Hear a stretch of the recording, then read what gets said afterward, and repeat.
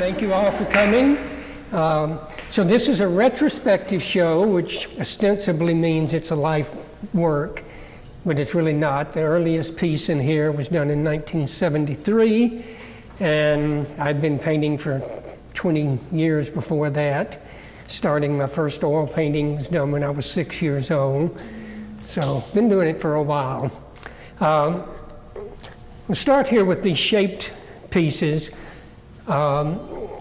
Friends of mine from Olympia know that I was inspired by an artist named Ron Henson, who does very elaborate shaped constructions. There's one of them across the way here in the art department as part of their permanent collection.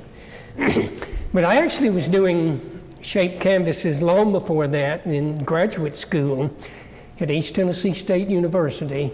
I did a whole series of shaped canvases that were like early Frank Stella paintings, if you're familiar with his early work.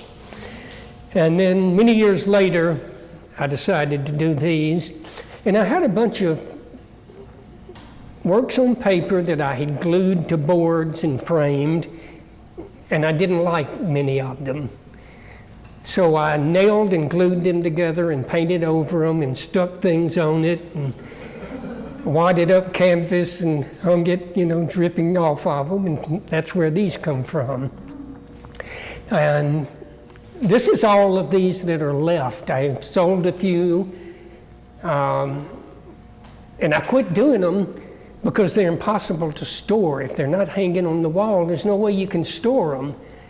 So I didn't do very many, maybe a dozen at the most. The earliest work is a work in crayon on cardboard. Shortly after finishing graduate school, I started doing a whole series of crayon drawings of crayons, which I thought was kind of cool, drawings of crayons with crayons. And they were, little things. And I was in New York, and I finally worked up enough courage to take some of them to a gallery and say, would you be interested in showing some of this? And the gallery owner said, if you could do these 4 by 5 feet in acrylic, I can sell them. Well, I was living in a little 1-bedroom apartment with one room. I had no place to paint. I didn't have any paint. I didn't have any canvas. So I never followed up on that. I guess maybe I missed my big chance. But one of the things I loved about working with crayon, I discovered that you can scrape the crayons with a razor blade, and it creates some really cool textures. And I loved that look. Years later, a friend of mine introduced me to oil sticks. And he said, these are the ultimate crayons. I said, wow, that's just what I need. And that was in like the mid-'80s. And everything I've done since then have been done with oil sticks or oil bars. I want to move now to one of these way back here. For a long time I was doing figurative works. And you'd see the one here, the swimmer, and one that's called Little Joan with Mask, and this one. These are 3 of the figurative works was doing. And I decided that I wanted to start doing more abstract paintings. And I didn't really know what I wanted to do with it. So I took a big sheet of canvas and stapled it to the wall and got some latex house paint and a big brush and just started swiping paint all over it. Then I got acrylic paints and I had no idea what I was going to paint. I was just making big marks. And then I took trowels and sticks and started scraping across it and making all of these different interesting little forms would begin to appear. And then I let that dry, and then I painted over it with oil sticks. Well, the first one I did like that was done in January of 1990, the beginning of a new decade. So I started doing these paintings like that, and I called them all Decade. So it was decade number 1, number 2, number 3, and so forth. This one is decade number 17. I don't know how many there were in the series, maybe 50 or 60, and then I still kept on doing that kind of work, but I quit calling them decade. I started giving them different titles. So now, if we can look at these, this was another series that I did, the swimmers. I was fascinated with the way water distorts things, and the way, the legs start going really weird ways underwater. And I liked having figures that were coming out of the water, so the part that was out of the water was more realistic, and the part that was underwater was more strange, like funhouse mirrors or something. And I did, again, maybe 50-something swimmers. And I think there are only 2 left. The rest of them were either sold or given away or destroyed. Now this one, there's a long story behind it. I had a show at a junior college in Mississippi, Etowamba Junior College, and it was a bunch of my earlier figurative drawings, and I had a lot of nudes in it. Well, the president of the university thought they were offensive, so he made the art department lock the gallery and put a sign on the door that said, because of the nature of these paintings, you may find some offensive. If you want to see them, come to the art department office and we will give you a key to the gallery. So, You should have loved the gallery. yeah, I wanted so much to take that sign home and keep it.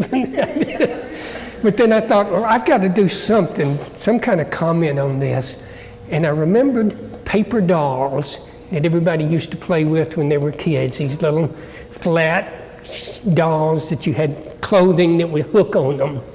So I started making naked figures with clothing that you could put on them.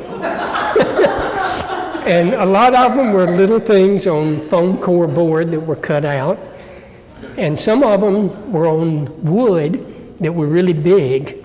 And the woman who posed for this is named Joan. And I did 3 or 4 of Joan. One of them was 7 feet tall. And she had, when you hooked the clothes on, there was a mirror, and in the mirror you could see me painting her.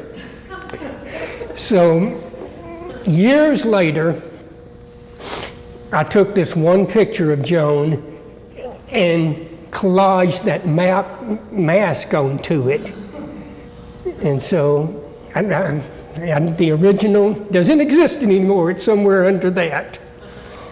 So